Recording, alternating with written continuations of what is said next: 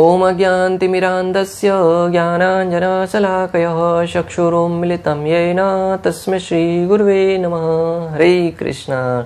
आज गीता श्रृंखला के 86वें सत्र में आप सभी भक्तों का हार्दिक स्वागत है। आज हम श्रीमद् भगवद गीता के दूसरे अध्याय के श्लोक क्रमांक 58 का अध्ययन करेंगे। श्लोक इस प्रकार है। यदा संहरते सायं कुर्मो अंगानि वचर्वसः इंद्रियाणि इंद्रियार्थेभ्य तस्य प्रज्ञा प्रतिष्ठिता। अर्थात जिस प्रकार कछुआ अपने अंगों को संकुचित करके खोल के भीतर कर लेता है, उसी तरह जो मनुष्य अपनी इंद्रियों को इंद्रिय विषयों से खींच लेता है वह पूर्ण चेतना में दृढ़ता पूर्वक स्थित रह सकता है। भगवान श्री कृष्ण है वो हर एक से जहां से जो ज्ञान प्रदान करके अर्जुन को समझा सके वहां से उस ज्ञान को उदाहरण द्वारा अर्जुन को समझाने का प्रयास कर रहे हैं और अर्जुन ठीक भली भांति उसको ध्यान से सुनते हुए समझने का प्रयास भी कर रहा है। भगवान ने यहाँ पर कछुए का उदाहरण दिया है। भक्तों, जब आप मंदिर में जाएंगे तो वहां पे देखेंगे कि जैसे भोलेनाथ के मंदिर में जाइए, वहां पर नंदी होता है, उसके आगे कछुआ होता है। आपने अक्सर देखा होगा। कछुआ होता है, उसका स्वभाव क्या है आप सब जानते हैं कि जब कछुए के पास जाएंगे वो चल रहा है, अपने पांव हाथ बाहर निकाल के मुंडी बाहर निकाल के चल रहा होता है, परंतु जैसे ही उसको खतरे का आभास होता है, कोई व्यक्ति को पास आता हुआ देखता है या किसी वस्तु की आहट सुनता है, तुरंत अपने अंगों को अंदर संकुचित कर लेता है, अपने मुख को अंदर ले लेता है, पांवों को अंदर ले लेता है। भले आप उसको उठाकर फेंक दो, कुछ भी कर लो, वो टस से मस नहीं होगा। भले आपको उसको गाड़ी के नीचे डाल दो, वो अपने पांवों को मुख को बाहर नहीं निकालेगा। उसे मालूम है कि अगर बाहर निकाला तो मैं मर जाऊंगा। जब तक वो खोल के भीतर रहता है कोई भी वस्तु उसको हानि नहीं पहुंचा सकता। ठीक उसी प्रकार, और वो प्रतीक किसका है? शिव जी के मंदिर में जाएंगे तो वहां पे संकुचित नहीं रहता, वो अपनी इंद्रियों को फैला कर रखता है। वहां पर दोनों हाथ बाहर है, दोनों पांव बाहर है, मुख भी बाहर है। लोग उनको स्पर्श करके आशीर्वाद तो ले रहे हैं, परंतु शास्त्र हमें समझाते हैं कि वो प्रतीक किसका है। वहां पे जाएं तब अगली बार जब जाएं तो उसको ध्यान से देखिए कि कछुआ है वो जब अपने प्रति खतरे की आहट को देखता है तो अंगों को संकुचित कर लेता है, परंतु जब मंदिर में है तो उसके सारों अंग बाहर है। वो दर्शाना चाहता है कि जब हम भी मंदिर में जाएं, मंदिर के बाहर है तब तक ये सचेत रहे कि जहां से भी खतरे का आभास हो वहां पर अपनी इंद्रियों को फैलने न दें।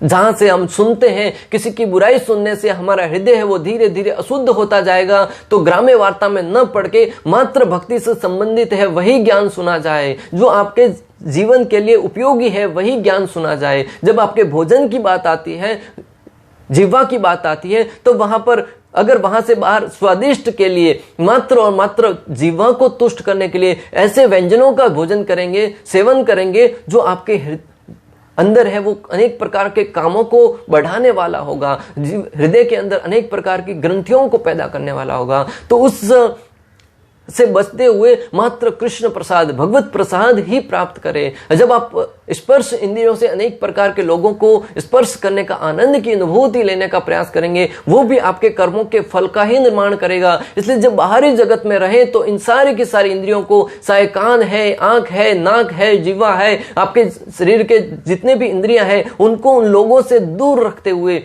अपने आप को संकुचित करके एक कछुए की भांति, जब कछुए को खतरे का आहट होता है तो अपनी अंगों को समेट लेता है, उसी प्रकार जब आपको जहां कहीं से भी खतरे का आहट हो कि अगर मैंने ये सुन लिया तो मेरी बुद्धि है वो दूषित हो जाएगी, अगर ये खा लिया तो मेरा हृदय है वो दूषित हो जाएगा, अगर इसको स्पर्श कर लिया तो मेरी त्वचा है उसको जीवन के अंदर कामनाएं उत्पन्न हो सकती हैं। ऐसे अनेक प्रकार की कामनाओं को दबाते हुए अपने अंगों को संकुचित कर ले। परंतु जब मंदिर में जाए तो उस कछुआ से सीखना चाहिए कि अपने अंगों को, अपनी इंद्रियों को यूं फैलाकर बिना किसी भय के मात्र उन इंद्रियों को भगवान की सेवा में लगा दीजिए। वहां पे संकुचित करने का प्रयास मत कीजिए। कोई कहेगा झाड़ू निकालिए, नहीं मुझे तो शर्म आ रही है। वहां पे अपनी इंद्रियों को लगाइए, झाड़ू मारना है, पोछा मारना है, जो कोई सेवा करने को मिले भगवान के दरबार में जाकर कभी संकोच नहीं करना चाहिए। वहां पे जाकर सफल की सेवा करने को भी मिले तो उसे बड़ी प्रसन्नता के साथ सेवा का लाभ लेना चाहिए, क्योंकि भगवान के दरबार में किसी को भी सेवा आसानी से नहीं मिल सकती। भगवान के मंदिर में जब जाए तब अपनी सारी की सारी उपाधियों को त्याग कर भगवान के समक्ष जाएं। एक भक्त की कहानी आती है भक्तों। एक भक्त है हमारे मंदिर में, वो जब प्रतिदिन अपने ड्राइवर के साथ आते हैं बहुत बड़े धनी है, बहुत बड़े परिवार पैसे वाले हैं, परंतु जब मंदिर में आते हैं ड्राइवर को साथ में लेके आते हैं।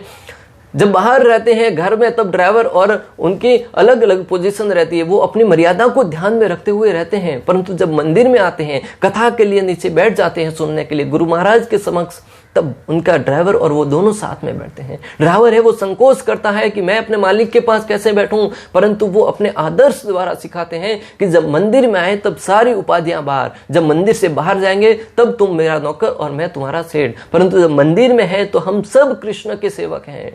भक्तों, इसलिए यहाँ पे भगवान कछुए का उदाहरण द्वारा समझाना चाहते हैं कि जब मंदिर में जाए तो अपनी इंद्रियों को भगवत सेवा में लगाना चाहिए, जहां से भी जो भी हमारे उपस्थित हो। और जब इंद्रियों को भगवत सेवा में लगाएंगे तब हमारी इंद्रियां धीरे धीरे शुद्ध होती जाएगी। जो जब काम वासना में लगाएंगे तो दूषित होती जाएगी, भोग वृत्ति में लगाएंगे तो दूषित होती जाएगी, परंतु जब भगवत सेवा में लगाएंगे तो इंद्रियां है वो शुद्ध होती जाएगी, और शुद्ध इंद्रिया है वो आपको शुद्ध सुख प्रदान करेगी।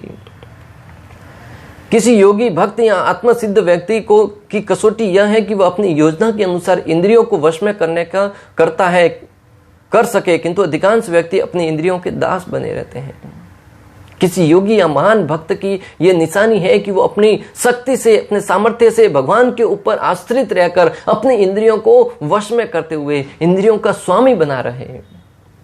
भगवान को ऋषिकेश कहा गया है, यानी कि समस्त इंद्रियों के स्वामी हैं। परंतु आज देखेंगे कि लोग हैं वो सब इंद्रियों के दास बने बैठे हैं।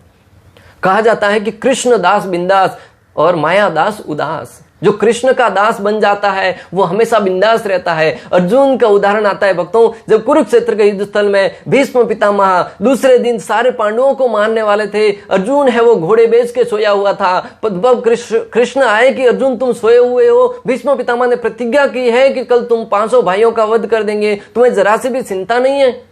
अर्जुन ने कहा कि मैं तो आपका दास हूं, और आपने ही कहा है कि अर्जुन तुम घोषणा कर दो कि तुम्हारे भक्तों का कभी नाश नहीं होगा, और जब तुम्हारे भक्तों का नाश होगा तो तुम्हारा ये जो प्रण है वो झूठा हो जाएगा। तो मैं क्यों चिंता करूं, चिंता करने के लिए आप है ना। मैं आपको जो बताना चाहता हूं कि अगर आप कृष्ण के दास बन गए, कृष्ण को अपना आराध्य बना लिया, तो समस्त प्रकार की चिंताओं से मुक्त हो जाएंगे, और एकमात्र श्री कृष्ण की सेवा में लगकर व्यक्ति समस्त प्रकार के कामों से, समस्त प्रकार के दुखों से मुक्त हो सकता है। परंतु अगर माया के दास बने रहे, जीवा को तुष्ट करने के लिए, स्वादिष्ट भोजन करने के लिए अलग अलग जगह पर जाकर भोजन करने का प्रयास करेंगे, हर एक इंद्रियों को तुष्ट करने के लिए व्यक्ति प्रातःकाल उठकर शाम तक गधे की भांति मेहनत करता है, रात को घर पे आता है, परिवार के लिए न तो समय दे पाता है, न बच्चों को समय दे पाता है, सवेरे बच्चे उठने से पहले ही घर से निकल जाता है और रात को सोने से बाद में आता है। रात में भी अनेक प्रकार की चिंताएं मन में घूमती रहती है। जो कार्य करने के लिए, पेट भरने के लिए धन कमा रहा था, परंतु पेट भरने के लिए समय पर भोजन भी नहीं कर पाता है। कहीं रास्ते में वड़ा पाव मिल गया, कुछ भोजन मिल गया, रूखा सूखा, उसको खाकर जीवन निर्वाह करता है, परंतु एकमात्र कार्य करता है कि मैं किस प्रकार इंद्रियों का भोग करूं। भक्तों, अगर पेट का भरण करना है तो श्रील प्रभुपाद कहते थे कि आप गांव में रहकर एक साधारण सी गाय रखकर, और एक थोड़ा सा अगर आपके पास जमीन है तो वहां पर गाय के लिए भोजन उगाइए, गेहूं उगाइए, और आप थोड़ा सा प्रयास करके भी आपके जीवन का निर्वाहन हो सकता है। फिर यहाँ पे शहर में रहकर मात्र कर वही रहे हैं कि जीवन का निर्वाहन, अगर भक्ति कार्य छूट रहा है तो आप, इससे अच्छा है कि गांव में रहकर सामान्य जीवन यापन करें। पहले 4 महीना काम करते थे, फिर यात्रा पे रहते थे, शाम को कथा सुनते थे, दिन में 6 घंटा काम करते थे, शाम को कथा सुनते थे, सवेरे भक्ति कार्य करते थे। परंतु आज प्रातःकाल उठते ही काम पर लग जाते हैं, रात को 10, 11, 12 बजे तक काम पे ही लगे रहते हैं। न तो परिवार के लिए समय है, न भक्ति के लिए समय है, न अपने स्वयं के लिए भी लोगों के पास समय है। और कहते हैं कि हमने प्रगति करी है, प्रगति के नाम पर अधोगति की तरफ प्रवेश कर रहे हैं। जो कार्य पहले सामान्य व्यक्ति रहकर भी कर सकता था, वही कार्य आज व्यक्ति प्रगति करने के उपरांत भी नहीं कर सकता। इसका अर्थ तो ये हुआ कि व्यक्ति को जीवन को सरल बनाना चाहिए। जटिल बनाएगा उतना दुखी होता जाएगा। सरल व्यक्ति है वो प्रसन्न रहता है। इंद्रियों की तुलना विषैले सर्पों से की गई है। वे बिना किसी नियंत्रण के कर्म करना चाहती है। योगी या भक्त को इन सर्पों को वश में करने के लिए सपेरे की भांति अत्यंत प्रबल होना चाहिए। यहाँ पे इंद्रियों की तुलना सर्प से की गई है कि सर्प है वो बिना किसी नियंत्रण के हमेशा अपने इंद्रियों का भोग करना चाहता है, जहां कहीं मिला घूमना चाहता है। एक ही क्षण में सर्प है वो पानी की भांति चला जाता है और समय आने पर किसी को भी डंस मार लेता है। उसी प्रकार इंद्रियां भी बिना किसी नियंत्रण के घूमना चाहती हैं, भोग करना चाहती हैं। आचार्यगण कहते हैं कि जिस प्रकार सपेरा है, सांप को पकड़ने वाला है, वो बहुत ही सुंदर बीन बजाकर उस सांप को अपने वश में कर लेता है। उसी प्रकार एक भक्त या योगी को चाहिए कि वो अपनी शक्ति से, अपने सामर्थ्य से, अपनी बुद्धिमत्ता के साथ अपनी इंद्रियों को वश में करते हुए उन इंद्रियों को भगवत सेवा में लगाए।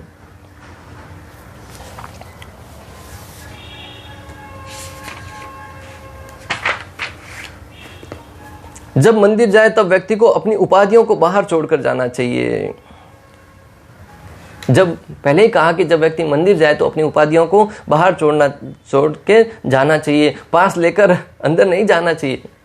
अक्सर व्यक्ति मंदिर भी जाते हैं, जन्माष्टमी का समय है, शिवरात्रि का समय है, लोग सब लाइन में लगे हुए, 2-2 घंटा लाइन में लगे हैं, परंतु कोई धनवान व्यक्ति आता है, तुरंत पास लेकर मंदिर में डायरेक्ट दर्शन के लिए चला जाता है। क्या फायदा ऐसे दर्शन का? क्या भगवान तुम पर प्रसन्न होंगे? भगवान के भक्त जो वास्तविक भक्त हैं वो घंटों से लाइन में खड़े हैं और तुम आए कुछ स्पेशल की भांति पास लेकर तुरंत भगवान के सामने भगवान को ये जताने के लिए आ गए कि देखो मैं तुम्हें दर्शन देने के लिए आया हूं। अगर भगवान का दर्शन करना चाहते हैं तो तपस्या के साथ दर्शन कीजिए। अगर आप स्वयं आनंद के साथ बहुत ही सुख सुविधा में जाते हुए भगवान का दर्शन करेंगे तब तो भगवान सोचेंगे कि ये मुझे दर्शन लेने नहीं आया, दर्शन देने आया है। जब व्यक्ति दूसरों को धक्का मारते हुए आगे बढ़ते हुए भगवान के सामने भी जाके हाथ खड़ा कर जोड़कर खड़ा होगा ना, भगवान आपकी तरफ देखेंगे भी नहीं भक्तों, क्योंकि भगवान ये नहीं देखते कि आप कितना आगे आए, भगवान ये देखते हैं कि आप कितनों को गिरा के आए हैं, कितनों को हटा के आए हैं, कितनों को धक्का मार के आए हैं। इसलिए भगवान के दरबार में जाए तो अपना पद, पैसा, गाड़ी, बंगला, सबका अहंकार छोड़कर, सबका गुरूर छोड़कर मात्र एक सेवक के रूप में, एक दास के रूप में भगवान के सामने जाएं। उससे भगवान प्रसन्न होंगे और भक्ति के द्वारा ही भगवान को प्रसन्न किया जाता है। अक्सर लोग बड़ी बड़ी गाड़ियों में घूमते हैं, मंदिर के सामने जाते ही हॉर्न मारते हैं खड़ी रख के, भगवान को दिखाना चाहते हैं कि भगवान हम आपके दरबार के सामने से जा रहे हैं। एक समय की बात, एक व्यक्ति भगवान के सामने जब भी जाता था हॉर्न बजा के आगे निकल जाता था। जब उसकी मृत्यु हुई, यमराज के दरबार में अनेक प्रकार के दंडों को भोग रहा था। भगवान श्री कृष्ण वहां पर अपनी रानियों के साथ घूमते हुए यमराज के दरबार के आगे से गुजर रहे थे। तब वो जीव है वो भगवान को देखकर पुकारने लगा, हे भगवान मुझ पर कृपा कीजिए, मुझे बचाइए, मेरी रक्षा कीजिए, मुझे यहाँ से निजात दिलाइए। तब भगवान भी हॉर्न बजाकर आगे बढ़ते गए कि तू भी जब मेरे मंदिर में सामने आता था तब हॉर्न बजाकर मुझे अपनी उपस्थिति दर्ज कराता था। मैं भी यहाँ पे तुझे हॉर्न बजाकर ही बता रहा हूँ कि मैं यहाँ से गुजर रहा हूँ। भक्तों, सीखने वाली बात यह है कि आप मंदिर में के अंदर जाकर प्रवेश करके भगवान के सामने हाथ जोड़कर दर्शन कीजिएगा। इस भगवान को यह एहसास मत कराइए कि मैं आपको हॉर्न बजाकर आ रहा हूँ। अगर आप यहाँ पे हॉर्न बजाएंगे तो भगवान भी फिर जब आपको आवश्यकता पड़ेगी तब आगे से हॉर्न बजाकर गुजर जाएंगे। इसलिए हमेशा भगवान की प्रसन्नता के साथ भक्ति करना चाहिए। भगवान अर्जुन को उपदेश दे रहे हैं कि वह अपनी इंद्रियों को आत्मतुष्टि में न लगाकर भगवत सेवा में लगाएं। भगवान यहाँ पे अर्जुन को संदेश दे रहे हैं, ज्ञान दे रहे हैं, शिक्षा दे रहे हैं कि अपनी इंद्रियों को आत्मतुष्टि में न लगाकर भगवत सेवा में लगाओ। भगवत सेवा क्या है? भगवान का आदेश का पालन करना। भगवान ने आदेश में क्या कहा कि अर्जुन तुम युद्ध करो, और अर्जुन है वो अपनी इंद्रियों के विषय में ही चिंता कर रहा है। बोल रहा है कि अगर मेरे संबंधी गण मारे गए और इनका सबका वध हो गया तो मैं विजय होकर भी क्या करूंगा, इस राज्य का भोग कैसे करूंगा। भगवान कह रहे हैं कि उस भोग की भावना से ऊपर उठो और इंद्रियों को मेरी सेवा में लगाओ। जब मेरे आदेश का पालन करोगे तब तुम जीवन में सुखी रहोगे। जब तक इंद्रियों को तुष्ट करने के लिए कार्यान्वित रहेंगे तब तक वो हमारे दुख का कारण बनेगा। और हम देख भी रहे हैं कि अर्जुन भगवान के सामने हताश बैठा हुआ है। क्यों? क्योंकि वो अपने इंद्रियों के विषय में सोच रहा है। भक्तों, भगवान अर्जुन के माध्यम से हमें संदेश दे रहे हैं कि आप भी जब तक भगवान श्री कृष्ण के द्वारा प्रदत्त इस श्रीमद् भगवद गीता का उपदेश है, भगवान का जो आदेश है, उसे सुनकर, पढ़कर या जीवन में उतार कर उसका पालन नहीं करेंगे तब तक अर्जुन की भांति उदास बैठे रहेंगे। परंतु जैसे ही सुनकर उसे जीवन में उतारने का प्रयास करेंगे, अर्जुन जैसे युद्ध के लिए खड़ा हुआ, जब युद्ध से पहले अर्जुन बैठा था हताश, मायूस, मैं युद्ध नहीं करूंगा, बाहर जाकर संन्यास ले लूंगा और सन्यासी की भांति जीवन निर्वाह कर लूंगा, भले कोई मुझे मार दे परंतु मैं किस पर हत्या नहीं उठाऊंगा। परंतु जैसे ही भगवान श्री कृष्ण ने उसको भगवत गीता सुनाई, तुरंत अर्जुन खड़ा हुआ, बोलो, और कृष्ण से कहने लगा, बोलो कृष्ण किसको मारना है। यह है भगवत गीता की शक्ति, यह है भगवत गीता का सामर्थ्य। श्रीधर स्वामी भगवान से प्रार्थना करते हुए कहते हैं कि हे प्रभु, कुछ भाग्यशाली लोग जो आपकी भक्ति के अमृत सागर में तैर रहे हैं और आपकी लीलाओं के वर्णन के अमृत का स्वाद ले रहे हैं, ऐसे दिव्य भक्त भक्ति के अतिरिक्त अन्य किसी भी प्रकार के सुख को सड़क पर पड़े तृण की तरह तुच्छ मानते हैं। श्रीधर स्वामी श्रीमद् भागवतम में टीका करते हुए भगवान से प्रार्थना करते हुए कहते हैं कि हे भगवान, जो आपकी भक्ति में रत हैं और आपकी भक्ति के सागर में गोता लगा रहे हैं, आनंद की अनुभूति कर रहे हैं और आपकी कथामृत में हमेशा उस अमृत का पान कर रहे हैं, तब कथामृत, जो आपकी कथा रूपी, आपकी लीला रूपी कथाएं हैं, उनका अमृत का पान कर रहे हैं अपने कानों के द्वारा, वो व्यक्ति जो सर्वोच्च सुख है या कोई मोक्ष भी प्रदान कर ले, उसको सड़क पर पड़े हुए तिनके की भांति तुच्छ मानते हैं। जब आप जा रहे होंगे, रास्ते में आपको कोई तिनका दिखे, क्या आप उसको उठाएंगे? उसको उपयोग करने लायक न समझकर उसका त्याग कर देंगे। उसी प्रकार जो भक्त है वो यहाँ तक कि मुक्ति को भी, सुख शांति, सुख है, अनेक प्रकार की लालसाएं हैं, उनको सड़क पर पड़े तिनके के समान तुच्छ मानते हुए आगे निकल जाते हैं। भक्तों, रामायण का प्रसंग, जब हनुमान जी को विभीषण जी के द्वारा प्रदत्त जो हार था, वो जब हनुमान जी को प्रदान किया गया और वो बहुत ही महंगा था, हीरे जवाहरातों से बना हुआ बहुत ही सुंदर कीमती हार था, परंतु जब भगवान के समक्ष हनुमान जी ने उस हार को देखा, एक एक मोती को तोड़कर फेंकने लगे। उधर खड़े विभीषण जी है, वो अंदर ही अंदर गुस्सा हो रहे थे कि कहां आज मैंने धन एक वानर के हाथ में दे दिया। उनको क्या मालूम कि ये कितना कीमती है। एक एक मणके को तोड़कर जब फेंक रहे थे, अंत में विभीषण से रहा नहीं गया, पूछने लगा कि हनुमान जी तुम इसको तोड़ क्यों रहे, तुम्हें ज्ञात है इतने कितना कीमती है। तो हनुमान जी ने बहुत ही सुंदर बात कही भक्तों, उन्होंने कहा कि जिसमें मेरे राम नहीं, वो धन है वो मेरे किस काम का नहीं। बोले कि इसमें मैं देख रहा हूं कि घूर घूर करके कहीं मेरे राम और सीता, मेरे आराध्य, मुझे इसमें दर्शन हो जाए, परंतु ये तुम्हारे लिए कितना ही कीमती क्यों ना हो सकता। मेरे लिए जब तक इसके अंदर भगवान का दर्शन नहीं हो सकता, तब तक वो मेरे लिए किसी काम का नहीं है, मेरे लिए मात्र और मात्र एक पत्थर का टुकड़ा है। तब विभीषण जी थोड़ा और क्रोधित होते हुए हनुमान जी से पूछते हैं कि तुम अगर इसको तो तोड़कर फेंक रहे हैं, परंतु क्या तुम्हारे शरीर में अगर भगवान है क्या, तो उस शरीर का भोग क्यों कर रहे हो? शरीर के अंदर भी अगर भगवान नहीं है तो उस शरीर को भी त्याग दो। तो हनुमान जी ने कहा कि हाँ, मेरे अंदर भगवान विद्यमान है। तो बोले कि प्रमाण, जैसे ही प्रमाण की आवश्यकता पड़ी, हनुमान जी ने तुरंत अपनी साथी को चीर कर दिखा दिया कि अंदर प्रभु श्री रामचंद्र और माता जानकी सहित विराजमान थे। भक्तों, श्रीधर स्वामी कह रहे हैं कि जहां पर भगवान के भक्त हैं वो भगवान की लीलाओं का यशोगान करते हैं, वहां पर भक्त भगवान हमेशा रमण करते हैं और भगवान की उपस्थिति में भक्त है वो हमेशा आनंदित रहता है। एक बार नारद मुनि ने भगवान से पूछा कि भगवान आप कहाँ रहते हैं? हम निश्चित रूप से बड़े बड़े योगियों के हृदय में रहते होंगे, यहाँ आपके वैकुंठ धाम में रहते होंगे। अगर वैकुंठ धाम में नहीं रहते तो बड़े बड़े योगियों के हृदय में रहते होंगे, योगियों के हृदय में नहीं रहते होंगे तो और कहीं रहते होंगे। तो भगवान कहते हैं ना हम तिष्ठामि वैकुंठे योगी नाम हृदय सुवा मद भक्त यत्र गायन्ति तत्र तिष्ठामि नारद। जैसे नारद मुनि ने पूछा कि भगवान आप वैकुंठ धाम में रहते होंगे, तो भगवान कहते हैं कि ना हम तिष्ठामि वैकुंठे, हे नारद मैं अपने वैकुंठ धाम में भी नहीं रहता। तो भगवान के सामने नारद कहते हैं कि तो अगर भगवान आपके धाम में नहीं रहते तो आप योगियों के हृदय में रहते होंगे। तो भगवान कहते हैं कि ना हम तिष्ठामि वैकुंठे योगी नाम हृदयेषु वा, और नहीं मैं योगियों के हृदय में रहता हूँ। तब नारद मुनि प्रार्थना करते हुए कहते हैं कि तो भगवान आप ही बता दीजिए आप रहते कहाँ हैं। तो भगवान कहते हैं कि जहां पर मेरे भक्त ना हम तिष्ठामि वैकुंठे योगी नाम हृदयेषु वा मद भक्त यत्र गायन्ति तत्र तिष्ठामि नारद। जहां पर मेरे भक्त मेरे रूप गुण और लीलाओं का यशोगान करते हैं वहां पर मैं नित्य रूप में विद्यमान रहता हूं। तो भक्तों, जहां पे भी भगवान की कथा होती है वहां पर भगवान निश्चित रूप से वहां पे विद्यमान रहते हैं। इसलिए हमेशा भगवान के भजन में रमण करना चाहिए और भगवान की अनुपस्थिति का आनंद की अनुभूति करना चाहिए।